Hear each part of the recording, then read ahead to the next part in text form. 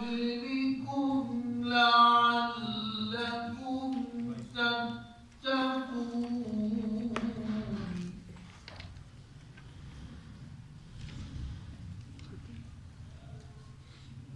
أياما معدودات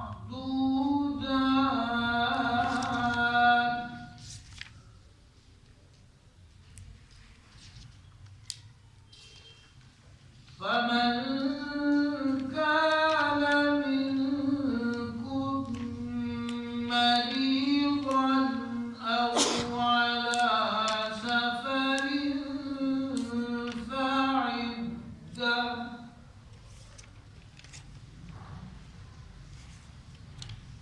فعدة من أيام أخر وعلى الذين يطيقونه فدية طعام مسكين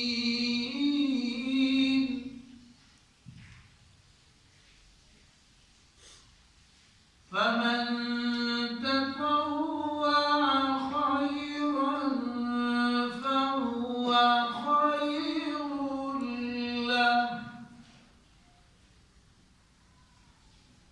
وأن تصوموا خير لكم إن كنتم تعلمون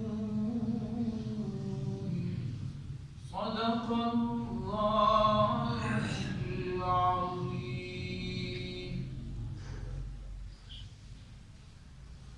یا ایھا الذین آمنوا کتب علیکم الصیام اے ایمان والو تم پہ روزہ فرض کر دیا گیا کما کتب علی الذین من قبلکم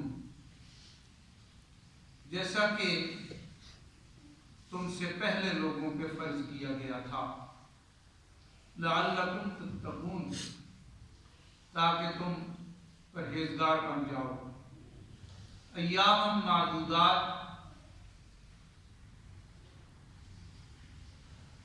دن ہیں گنے چنے فمن کان منکم مریضا او علی سفر پھر بھی جو کوئی تم میں سے بیمار پڑ جائے یا سفر پر ہو فعدۃ من ایام اخر تو شمار ہے گنتی ہے دوسرے دنوں سے وعلی الذین یطیقونہ اور ان لوگوں پر بھی جو اس کی طاقت رکھتے ہوں فدیتن فدیہ ہے طعام مسکین کھانا ایک مسکین کا فمن تطوع خیرا پھر جو کوئی نیکی کرے خوشی کے ساتھ خوش دلی کے ساتھ فہو خیر لہ تو وہ اس کے حق میں بہتر ہے وان تصوموا خیر لکم اور یہ کہ تم روزے ہی رکھو تو بہت بہتر ہے تمہارے لیے ان کنتم تعلمون اگر تم جانو الحمدللہ ایک مرتبہ پھر ہمیں ماہ مبارک ماہ صیام کی یہ مقدس اور متبرک گھڑیاں نصیب ہو رہی ہیں اللہ پاک ہمارے حق میں ان مبارک گھڑیوں کو اس مبارک مہینے کو ایام کو دن کے صیام رات کے قیام کو مقبول اور منظور فرمائے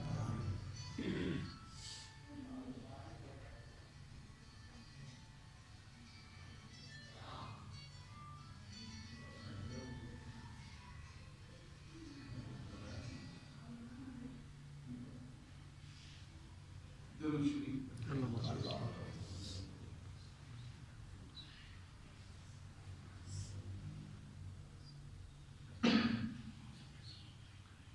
ہماری ترتیب یہ رہی ہے کہ ہم معمول کا جو درس ہوتا ہے رمضان المبارک میں اس ترتیب کو روک دیتے ہیں اور رمضان المبارک میں رمضان شریف کے حوالے سے قرآن شریف کا حصہ نازل ہوا ہے، اسی سبق کا تکرار کرتے ہیں. جیسا کہ ابھی ہمارا درس قرآن کا جو سبق ہے وہ سورہ زمر میں چل رہا ہے، یعنی 23ویں پارے کا اختتام ہے. تو اب وہ سبق وہیں پہ روک کے ہم پھر سورہ بقرہ کے 23ویں رکوع کے آگے، یہ ہمارا معمول ہے، ہر سال کا یہ معمول ہے. اللہ پاک ہمیں بار بار یہ معمول بھی ماہ صیام کی مقبولیت کے ساتھ نصیب فرمائے. یہ جو رکوع ہے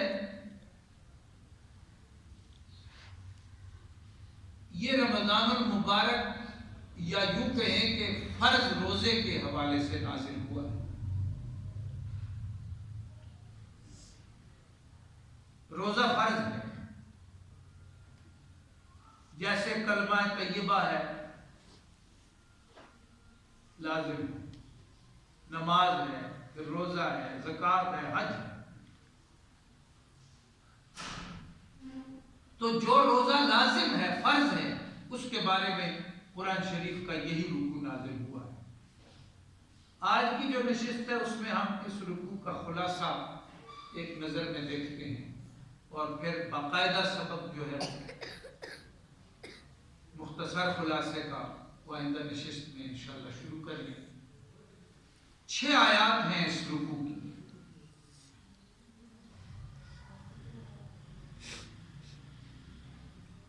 اور یہ رکوع نازل ہوا ہجرت کے دوسرے سال شعبان کے مہینے میں.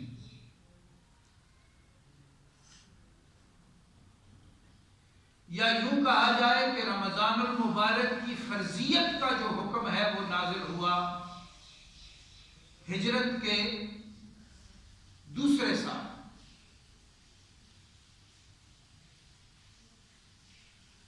چونکہ اس رکوع کی جو بنیادی 2 آیات ہیں این ممکن ہے کہ ان کا نزول ہجرت کے پہلے سال ہو گیا، چونکہ جو شعبان کے مہینے میں ہجرت کے دوسرے سال فرضیت کی بات ملتی ہے وہ رمضان المبارک کی فرضیت جو حدیث پاک میں بھی آتا ہے، وہ ہے رمضان کا روزہ فرض ہونا. تو جو بنیادی 2 آیات ہیں ان میں مفسرین کرام کی جو بنیادی جماعت ہے وہ فرماتے ہیں کہ یہ 2 آیتیں ایام بیض کے بارے میں ہیں. تو ممکن ہے کہ یہ پہلے نازل ہوئی ہوں، ہجرت کے پہلے سال نازل ہو گئی ہوں. لیکن جو شہر رمضان ہے یا رمضان المبارک کی فرضیت ہے یہ تو طے ہے کہ یہ ہجرت کے دوسرے سال شعبان کے مہینے میں حکم نازل ہوا ہے. پہلی آیت مبارکہ میں اللہ پاک نے ایمان والوں کو خطاب فرمایا ہے. 6 آیتوں کا جو مختصر سا مفہوم ہے وہ ہم سمجھتے ہیں. پہلی آیت مبارکہ میں ایمان والوں کو اللہ پاک نے خطاب فرما کر روزے کی فرضیت کا حکم دے دیا ہے. چونکہ عمل فرض اسی کے لیے ہوتا ہے جو صاحب ایمان ہو. جو ایمان والا نہیں ہے اس پہ اسلام کا کوئی حکم لاگو ہی نہیں. پہلے ماننا پڑے گا کہ میں اللہ پاک کو مانتا ہوں، اللہ پاک کی توحید کو مانتا ہوں.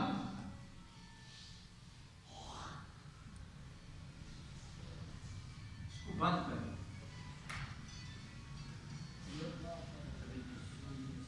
بڑی پریشانی کر دیتا. درود شریف پڑھیں.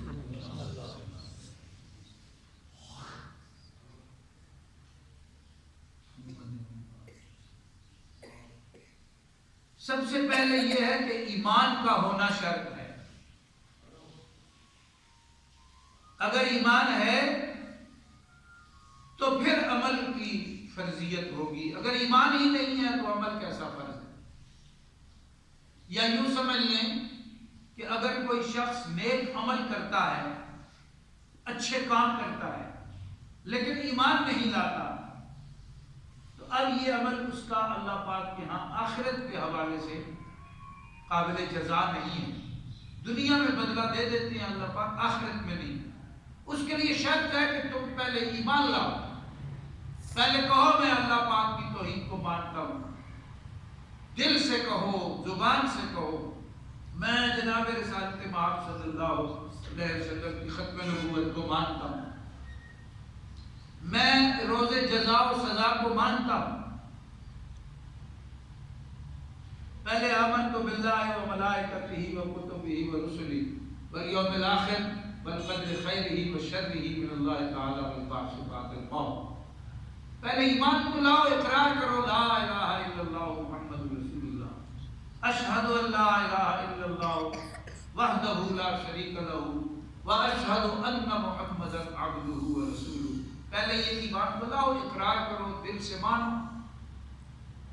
یہ جب تک نہیں ہوگا تو عمل تم پر کوئی فرض ہی نہیں، اور اگر کوئی کر بھی لے گا تو اس کا آخرت میں کوئی اجر اسے نہیں ملے گا۔ پھر پہلی آیت میں یہ فرمایا گیا کہ روزہ فرض، ساتھ یہ بتایا گیا کہ روزہ سابقہ امتوں پہ بھی فرض رہا ہے، اور روزے کی شکل پہ مت جانا، روزہ ایک مقصد رکھتا ہے اور وہ ظاہری ریاضت سے آپ نے پانا ہے۔ بھوک پیاس اور احتیاط کی جو ریاضت روزے کی شکل میں تم پہ فرض کی گئی ہے، اس سے مقصد جو ہے وہ دل کی حالت کو تبدیل کرنا ہے، اور وہ ہے تقویٰ۔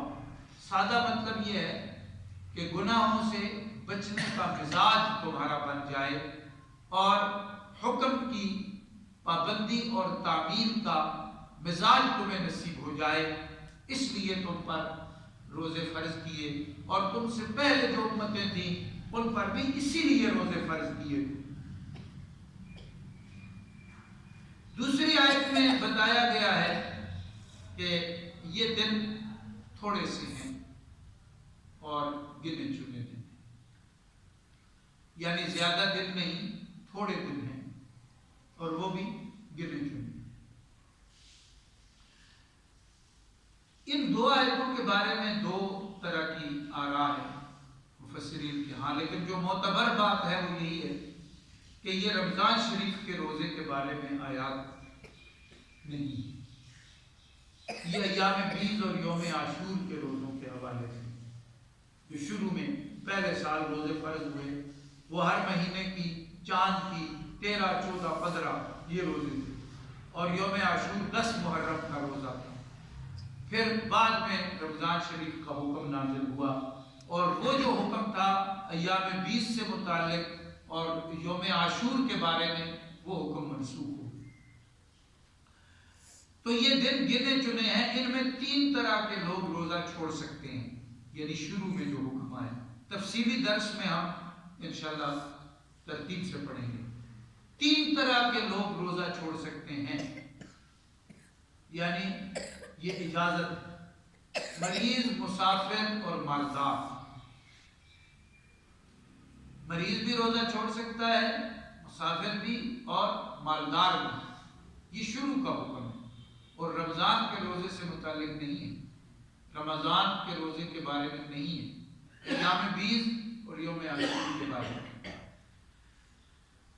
لیکن روزہ رکھ لینا اس مالدار کے لیے، چھوڑنے کی اجازت ہے، فدیہ دے دے۔ مریض روزہ لوٹائے، مسافر روزہ لوٹائے، اگر اس قابل نہیں ہے تو وہ بھی فدیہ دے دے۔ اور جو شخص مالدار ہے وہ چاہے تو روزہ رکھ لے، چاہے تو فدیہ دے دے۔ تو دونوں میں سے بہتر عمل کون سا ہے؟ فرمایا بہتر تو روزہ رکھے۔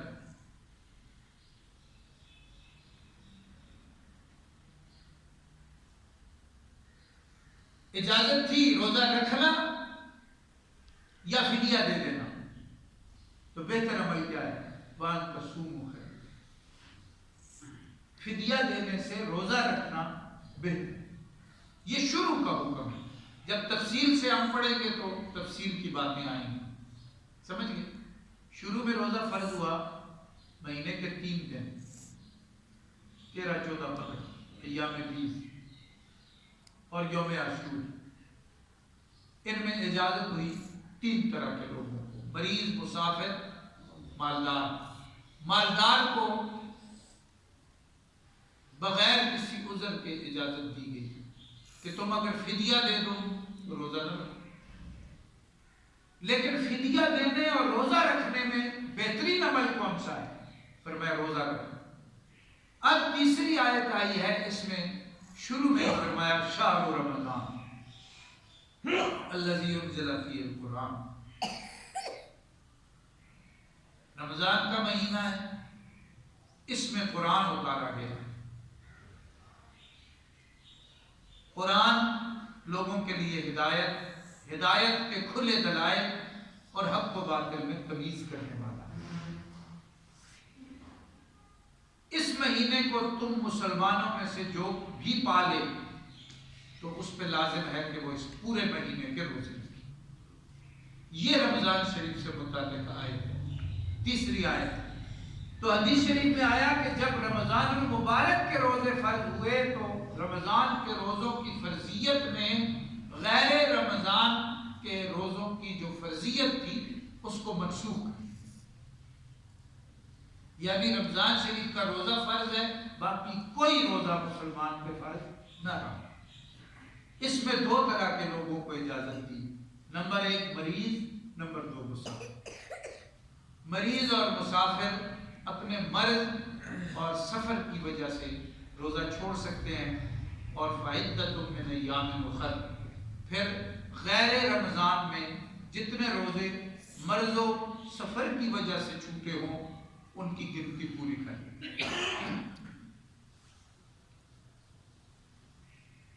درمیان کی جو آیت ہے اس میں مانگنے کی بات کی گئی ہے کہ انسان مانگتا اچھا لگتا ہے، انسان کے سامنے نہیں،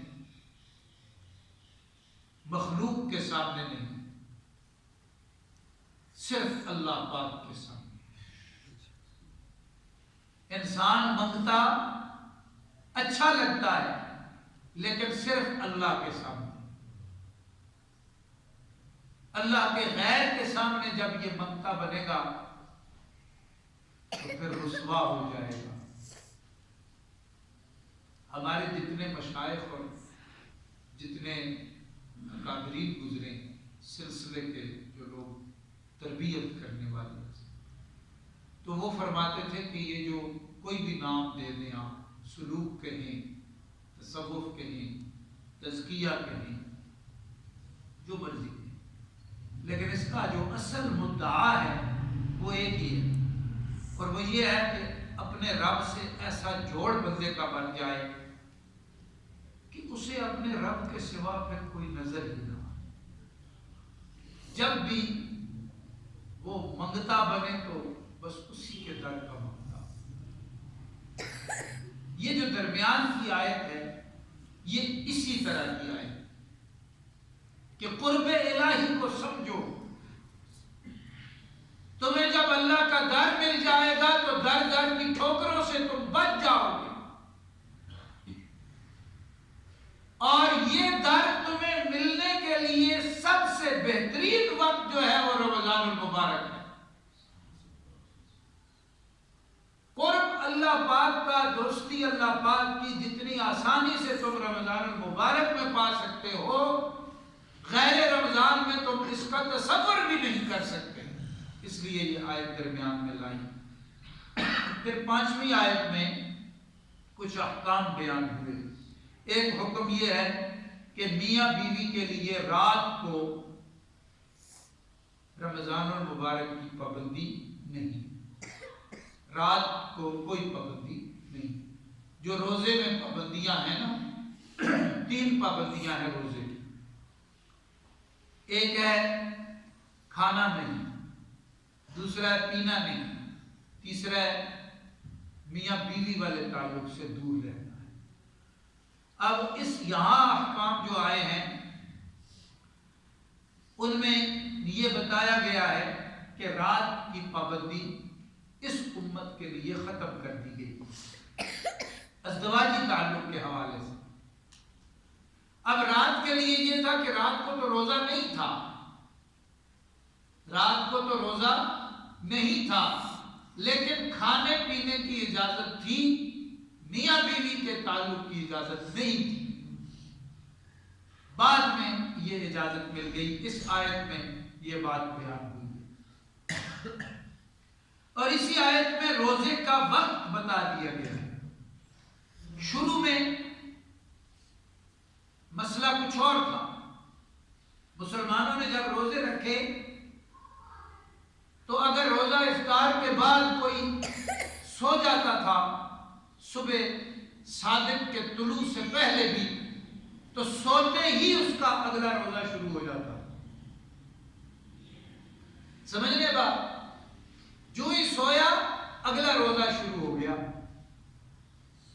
تو اس آیت میں یہ بھی بتایا گیا کہ اب یہ حکم بھی آسان کر دیا گیا ہے، وہ اس طرح کہ طلوع صبح صادق تک ہر طرح تمہیں اجازت ہے، کھانے کی، پینے کی، مباشرت۔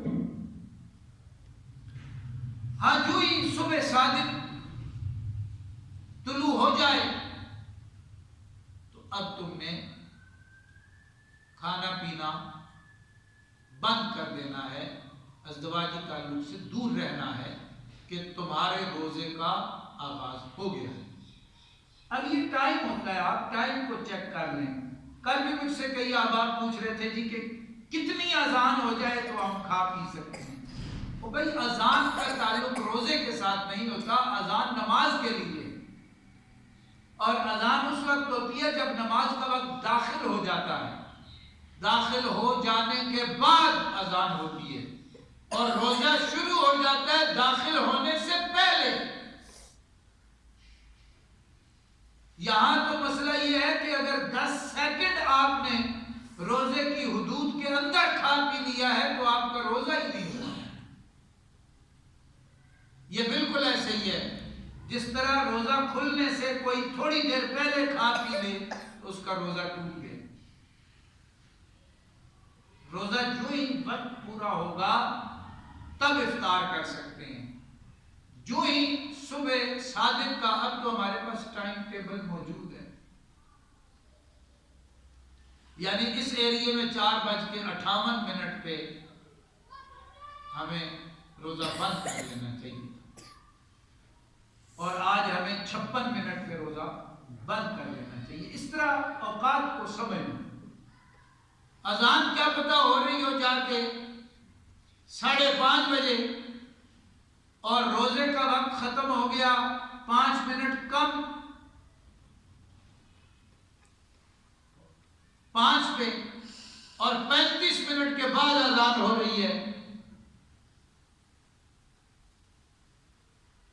تو آپ کہیں گے کتنی اذان ہوئے تھے، کھانا پینا ٹھیک ہے، اور بھائی روزہ بند ہوئے آدھا گھنٹہ گزر گیا، تم اذان کے ساتھ کھا رہے ہو۔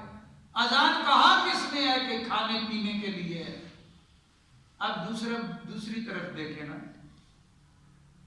افطار کا جو وقت آتا ہے اس وقت اذان کا کوئی نہیں پوچھتا، اس وقت کہتے استاد جی آرام سے اذان دئیو، کھا پی کے آواں 10-15 منٹ دو کہ اسی چنگا کھا پی کے آ جائیں۔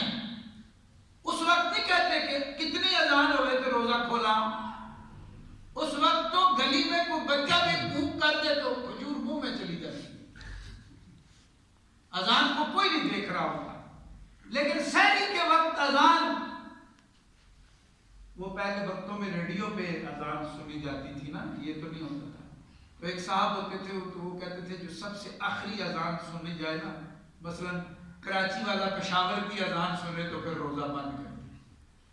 یہ بات نہیں ہے، ٹائم کو دیکھیں، سہولیات ہمارے پاس موجود ہیں، جو ٹائم ہے اس سے بھی کوشش کریں کہ روزہ چند منٹ پہلے بند کریں۔ افطار بھی تو ایسے نہیں ہو سکتا نا، تو افطار میں یہی احتیاط ہوتی ہے کہ 1 منٹ کا جو وقفہ ہوتا ہے وہ رکھا جائے۔ تو افطار اول وقت میں کرنا سنت ہے، تاخیر مکروہ ہے، اور روزہ بند کرنے میں احتیاط یہ ہے کہ کچھ وقت پہلے بند، تو اذان والا کوئی مسئلہ نہیں ہے، ٹائم کو دیکھیں نہیں تو روزے سارے خراب ہو جائیں گے۔ یہ مسئلہ اس آیت میں بتایا گیا ہے۔ اب رات کے وقت کھانا پینا مباشرت کی اجازت ہوگی، لیکن جو اعتکاف کرتا ہے اس کے لیے مباشرت کی اجازت نہیں۔ وَلَا تُبَاشِرُوهُنَّ وَأَنْتُمْ عَاكِفُونَ فِي الْمَسَاجِدِ، چونکہ مذکر کے سیغے ہیں تو مرد کا جو اعتکاف ہے وہ مسجد کے علاوہ نہیں ہوتا۔ مرد کا اعتکاف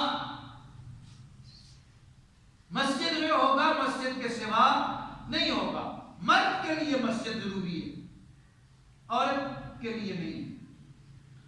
عورت کے لیے مسئلہ یہ ہے کہ ایک عورت اگر مسجد میں آ کے نماز پڑھے جہاں پہ عورتوں کا الگ انتظام بھی ہو، اور دوسری عورت گھر میں نماز پڑھے، تو مسجد میں آنے والی سے زیادہ گھر والی کو اللہ پاک ثواب دیتے۔ یہاں تک کہ کوئی عورت عمرے اور حج کے لیے گئی ہے، عمرے اور حج کے لیے، اور وہاں پر وہ عورت ہونے کی وجہ سے اپنی رہائش پہ نماز پڑھتی ہے، تو کیا وہ رہائش والی نماز کا اجر زیادہ ہے یا جو حرم میں پڑھے گی اس کا اجر زیادہ ہے؟ تو فقہائے اسلام نے فرمایا کہ عورت اگر عورت ہونے کی وجہ سے گھر میں نماز پڑھے گی، ہوٹل پہ رہائش پہ پڑھے گی، کمرے میں، تو اس کو حرم کی نماز سے زیادہ ثواب اللہ پاک عطا کریں گے۔ اسی طرح جب فرض نماز کے مسئلے میں زیادہ ثواب اپنے گھر میں ہے تو تراویح میں بھی یاد رکھیں کچھ عورتوں نے یہ، اور جہالت کے سوا کچھ نہیں، اہل علم سے جوڑ نہیں رہا اور علماء سے مسئلہ بھی نہیں پوچھتے، خود فیصلے کرتے ہیں اور اونگے منہ گر رہے ہیں، کیونکہ اللہ کے حکم کو توڑ رہے ہیں۔ فَاسْأَلُوا أَهْلَ الذِّكْرِ إِن كُنتُمْ لَا تَعْلَمُونَ۔ عورت کے لیے الگ کوئی اہتمام نہیں ہے، نہ فرض نماز میں ہے، فرض میں نہیں تو پھر نفل میں بھی نہیں ہے۔ گزشتہ سال یہاں کشمیر کالونی میں ہمیں بعد میں پتہ چلا تھا کہ کچھ عورتوں نے وہاں پر تراویح کا اہتمام کیا ہوا تھا۔ عورت گھر سے مت جائے، دین سیکھنے کے لیے جا سکتی ہے لیکن وہ بھی شرم حرم میں، پردے میں، اہتمام جہاں ہو ایسا۔ باقی فرض نماز کے لیے اپنے گھر کی دہلیز چھوڑ دے، یہ بھی اس کے لیے درست نہیں، فرض ہی نہیں ہے اس پہ مسجد جانا، اعتکاف بھی اس کا مسجد کا ہے ہی نہیں، اس کا اعتکاف اپنے گھر کا۔ اسی طرح تراویح کے لیے بھی کسی جگہ عورتوں کا جمع ہو جانا یا کسی فرض نماز کے لیے جمع ہو جانا، یہ سب خلاف سنت ہے، صحابہ کرام اہل بیت کے طریقے کے خلاف ہے، نبی کریم صلی اللہ علیہ وسلم کی شریعت سے ٹکراتا ہوا عمل ہے۔ یہ علم جانتے ہیں، اور پھر یہ یاد رکھیں فتنے کئی قسم کے ہوتے ہیں، ایک فتنہ فتنے کی شکل میں آتا ہے، لیکن ایک فتنہ وہ ہے جو دین کے لبادے میں آتا ہے۔ جو فتنے کی شکل میں فتنہ آئے وہ اتنا خطرناک نہیں ہے، جو دین کا لبادہ اوڑھ کے فتنہ آتا ہے وہ زیادہ خطرناک ہے مسلمانوں کے لیے۔ اس لیے ہم تو یہ باتیں چونکہ پچھلے رمضان شریف میں ہمیں اختتام پہ جا کے کچھ ساتھیوں نے بتائی تھی، تو آج میں شروع کے رمضان میں یہ باتیں بیان کر رہا ہوں، کھلے لفظوں کے ساتھ سن لیں۔ عورت کے لیے گھر سے باہر جا کر کوئی فرض نماز پڑھنا، کوئی تراویح کا اہتمام کرنا یا کسی اور نفل نماز کے لیے اکٹھے ہونا، یہ کسی جگہ سے کوئی ثبوت نہیں ہے، یہ عمل جائز نہیں ہے۔ تراویح پڑھنی ہے، فرض نماز پڑھنی ہے، اعتکاف کرنا ہے، اپنے گھر میں کرو۔ اس لیے یہاں یہ فرمایا وَلَا تُبَاشِرُوهُنَّ وَأَنْتُمْ عَاكِفُونَ فِي الْمَسَاجِدِ۔ مردوں کے لیے مسجدیں ہیں، وہ اعتکاف کریں گے تو مسجد میں، وہ فرض پڑھیں گے تو مسجد میں، وہ نوافل پڑھیں گے، نفلی نماز یہ ہے نا سنت نماز ہے تراویح کی، یہ مسجد میں پڑھیں گے۔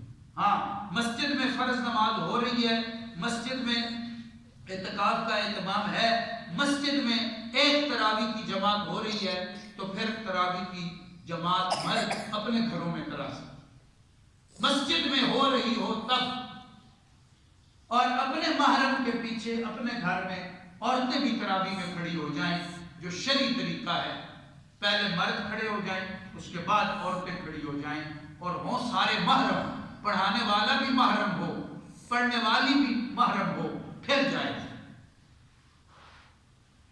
لیکن امامت کس کی ہوگی؟ مرد کی، اور اس نماز میں غیر محرم عورتوں کو شامل نہ کیا جائے۔ اگر وہ شامل ہوں تو پھر جو شرعی ترتیب ہے اس کا لحاظ رکھا جائے، ان کا شامل ہونا بہتر ہوگا یا ان کا اپنی جگہ نماز پڑھنا، اپنی انفرادی تراویح پڑھنا بہتر ہوگا؟ انفرادی تراویح پڑھنا اس تراویح میں شامل ہونے سے زیادہ باعث اجر ہے، اس لیے کہ عورت کا مسئلہ الگ ہے، عورت کی ساخت الگ ہے۔ جب حرم میں اس کی نماز کا اسے ثواب اپنے گھر میں زیادہ ملے گا، تو یہاں کیسے اس کو مسجد کا، یہ حرم سے بڑی مسجد تو نہیں، حضور کے روضہ اقدس والی مسجد سے تو بڑی مسجد کوئی نہیں ہو سکتی، کعبہ شریف سے بڑی مسجد تو کوئی نہیں، تو وہاں جب اجازت، جہاں موجود اجازت کے باوجود فضیلت نہیں ہے، یعنی حج عمرے والے کو اجازت ہے عورت کو کہ وہ جا کے مسجد میں نماز پڑھے وہاں کی، لیکن فضیلت تب ملے گی اس کو جب اپنے گھر میں پڑھے۔ کیوں؟ وہاں کے لیے نکلے گی تو پھر بھی بازار سے گزر کے جانا پڑے گا، کئی جگہوں پہ بے پردگی ہو سکتی ہے، کئی جگہوں پہ ہجوم میں کسی کے وجود سے وجود لگ سکتا ہے، نظروں کا وہ حفاظت کا سلسلہ نہیں ہو سکتا، اپنے کمرے میں بیٹھ کے ساری برائیوں سے بچ سکتا۔ لاجک سمجھ میں تو آتی ہے؟ ہاں جو ٹرنا پھرنا مقصود ہو تو پھر ٹھیک ہے، پھر تراویح کے نام پہ گپے بھی مارو جا کے اور اکٹھی ہو جاؤ، شغل میلہ لگاؤ، اعتکاف کے نام پہ بھی پھر کسی جگہ اکٹھی ہو جاؤ، پھر ویسے نوافل پڑھنے کے لیے بھی، فرض پڑھنے کے لیے بھی، مسئلہ جو تھا وہ بتانا فرض تھا آپ کو۔ مرد کے لیے مسجد، تلک حدود اللہ فلا تقربوها، بس یہ اللہ کی حدود، ان کو پھلانگو نہیں۔ آخری آیت میں فرمایا کہ تم ایک دوسرے کا مال باطل طریقے سے مت کھاؤ، یہ چھٹی آیت۔ اب آپ غور کریں، پہلی دو آیتوں میں فرضیت اور 3 رعایتوں کا ذکر ہے ایام 20، تیسری آیت میں رمضان کے روزے کا ذکر ہے فرضیت کا، اور 2 رعایتوں کا ذکر ہے مریض مسافر، چوتھی آیت میں مانگنے کا حکم ہے، مانگو اللہ سے، یہ مانگنے کا سامان ہے، وہ دینے کے لیے تیار ہے، تم منگتے بنو۔ 5ویں آیت میں احکام ہے، روزے کی رات روزے کا حصہ نہیں ہے، اس میں کھانا پینا مباشرت کی اجازت ہے، طلوع صبح صادق سے غروب آفتاب تک تمہارا روزہ ہے، اس میں تمہیں کھانے پینے کی اور مباشرت کی اجازت نہیں ہے۔ البتہ روزے کی رات میں جو آخری عشرہ ہے، اس میں جو اعتکاف ہے، مسنون، سنت موقدہ اور کفایہ، وہ جو 10 راتوں کا یا 9 راتوں کا اعتکاف ہے، وہ جو اعتکاف ہے وہ تم مرد مسجد میں کرو گے، ان راتوں میں کھانے پینے کی اجازت ہے لیکن مباشرت کی اجازت نہیں۔ عورتیں کہاں اعتکاف کریں گی؟ اپنے گھر۔ مرد کہیں ہم بھی گھر میں کر لیتے ہیں، مرد کہاں کرے گا؟ یہ نہیں ہو سکتا مرد کہ میں بھی بیگم صاحب کے ساتھ ہی بستر لگا لیتا ہوں، گھر میں ہی ہوتا ہے، یا ایک کمرے میں وہ ہو جائے دوسرے میں ہو جاتا ہوں، ایسا نہیں۔ وَأَنْتُمْ عَاكِفُونَ فِي الْمَسَاجِدِ، تم مسجدوں میں اچھے لگتے ہو، تمہاری عورتیں گھروں میں اعتکاف کرتی ہوئی اچھی لگتی، تم مسجد میں آ کے صف بصف اللہ کے حضور فرض ادا کرو، اللہ کو بہت پیارے ہو، اور تمہاری عورتیں اپنے گھر کی 4 دیواری میں باوضو ہو کے اللہ کے حضور فرض نماز ادا کریں، اللہ کی محبت کی نگاہ نصیب ہوگی۔ تو اب یہاں پہ یہ حدود بیان کرنی کہ اعتکاف کی حالت میں کھانے پینے کی اجازت ہے، لیکن اجازت نہیں تو کس کی؟ مباشرت کی اجازت نہیں ہے۔ تو انتم عاکفون فی المساجد، آخری آیت میں فرمایا، چھٹی آیت میں، کہ تم اے اہل ایمان روزے سے ایسی تربیت حاصل کرو کہ پورا سال کیا پوری زندگی ایک دوسرے کا مال باطل طریقے سے نہ کھاؤ۔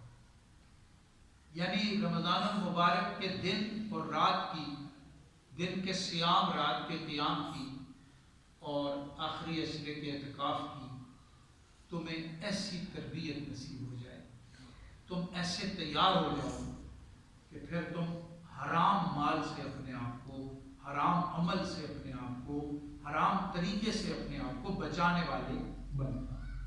یہ تھی 6 آیتیں، ان کا میں نے خلاصہ عرض کر دیا۔ اب اگلے سبق میں انشاءاللہ ہم تھوڑا تھوڑا کر کے جامع شریف کے حوالے سے پڑھیں گے۔ آپ یہ غور فرما لیں کہ آج کے سبق میں بھی اعتکاف کا ذکر ہے۔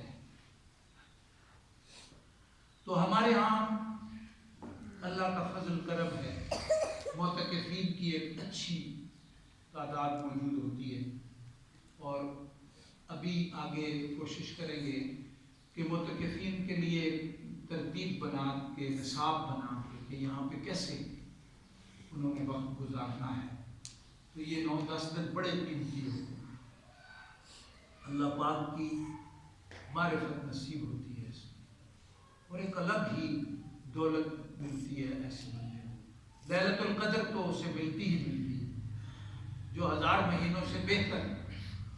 اعتکاف کی نیت سے مسجد میں آ گیا اور مسجد میں موجود ہے، کوئی لمبے چوڑے اعمال بھی نہیں کر رہا، لیکن بس موجود ہے اس نیت سے کہ میں معتکف ہوں، لیلۃ القدر تب بھی اس کو نصیب ہو۔